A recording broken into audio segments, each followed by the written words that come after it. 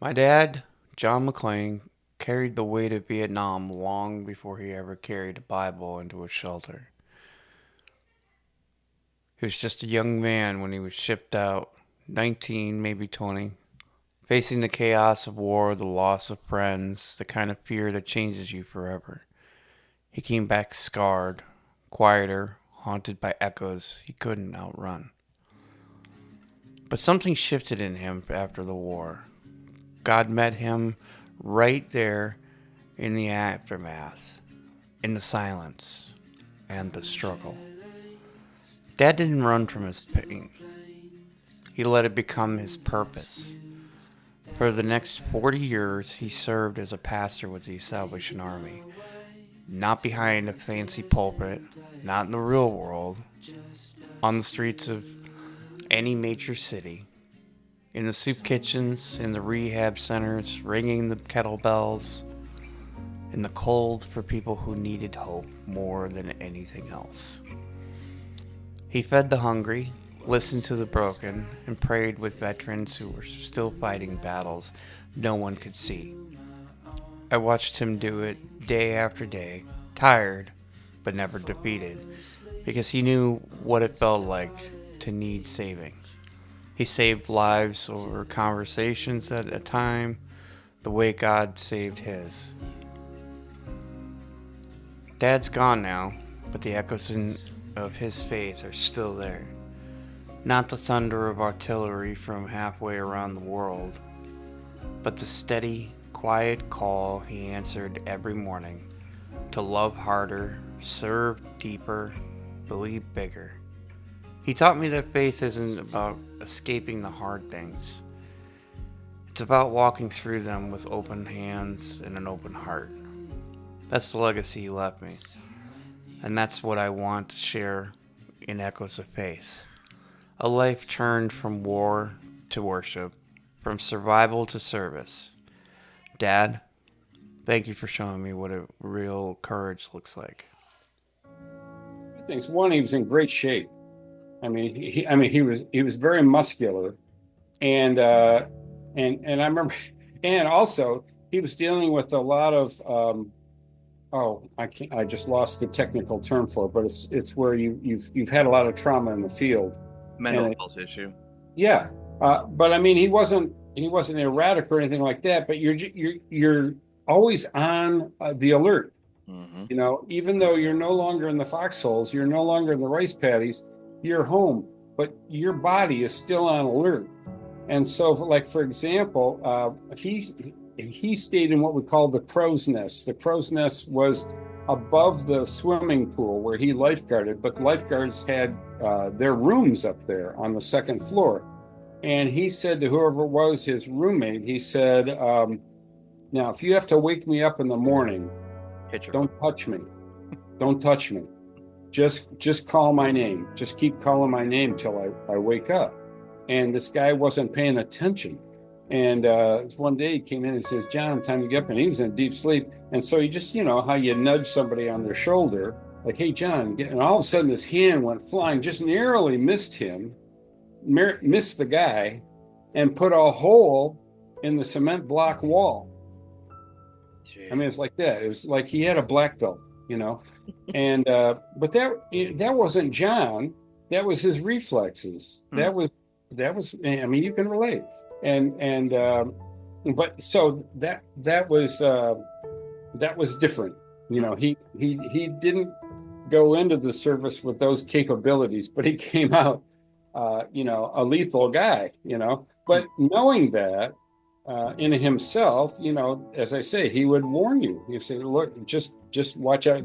I know this about myself, more or less." And that, and over time, that mellowed out. That declined. But you can imagine, when you're coming right out of that situation where there's gunfire around you and it's life or death, and now you're back in the States. It's not like you immediately switch gears. But he at Right. least had the presence of mind to warn us. Dad was cool. I mean, Dad was a larger than life personality, but he wasn't the first one to tell you that. That was something you learned very quickly. He'd walk into a room and it was like you knew he was there, but it wasn't for a negative reason. He just sort of created a space that was safe but fun and enjoyable all at the same time. Hmm. And it carried over into everything he did. He didn't get mad easily. It took a lot to rattle him. Um, as the oldest, I was really good at attempting to try that, to rattle him. And the fact that just he was so patient and kind. But he also was intentional about correction and constructive criticism and being honest and gentle at the same time. So yeah, and he was cool. He was good about walking through the good stuff and the bad stuff and never really leaving you alone. And he was funny. Gosh, he was funny as all get out. He could make you laugh just with one sentence. I mean, it didn't take a whole lot to enjoy being with him. I'm telling you, it was that one-on-one. No matter if I was in a crowd, he would come find me, and he'd give me one of his bear hugs. And I was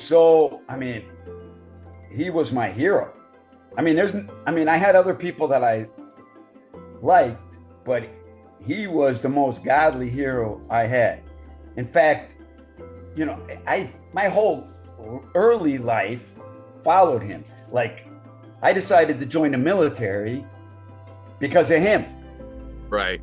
And then when I got out of the military, he talked to me going into this seminary.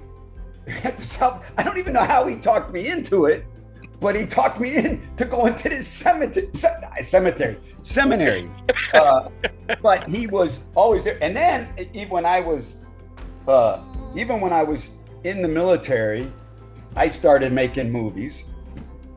I was actually, before I went in, and high school, I started making homemade movies. I did them for class projects, but then I started getting paid to make a movie for this camp that once, I'd have a whole night program, and your dad, John, was always the hero in the movie. I had him as a samurai bandmaster that fought some kind of Darth Vader guy. I can't even remember. They were so stupid, but he would come no matter. I would set up all these scenes, and he'd be working, and he'd come and be part of these crazy little movies that I was making. But I'm telling you, I joined. So I told you, I joined the military. He wrote me a letter every week when I was in the military. A letter, not like a little note thing, but a letter asking me about my spiritual life, what I was doing. I still have them somewhere. Can you imagine somebody? He had a big time job. He was responsible for a lot of stuff. He was having some other issues. He had the time to care about me. It influenced my whole life. I always did the same thing. I always took in young people, not just guys, over the years, because what he did for me. And